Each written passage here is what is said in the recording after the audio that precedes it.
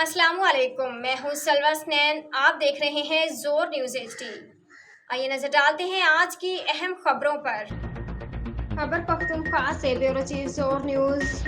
सरजमीन खान बदरगवाल की रिपोर्ट के मुताबिक मुल्क भर की तरह खैबर पख्तूनख्वा में भी महंगाई और बिजली बिलों में टैक्स के खिलाफ मुख्तलिफ अजला में एहतजाजी मुजाहरे हुए।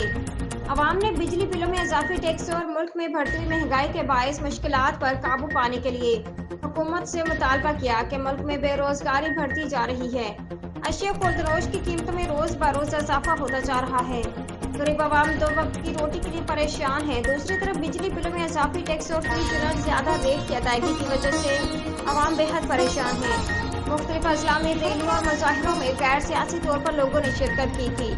जमात इस्लामी ने भी एहतजाज की कॉल पर भरपूर शिरकत की थी और हुकूमत वक्त से मुतालबा किया कि आवाम को दरपेश मसाइल को हल करने की कोशिश करें। आज के लिए इतना ही। मजीद खबरों और अपडेट्स के लिए देखते रहें जोर न्यूज़ HD।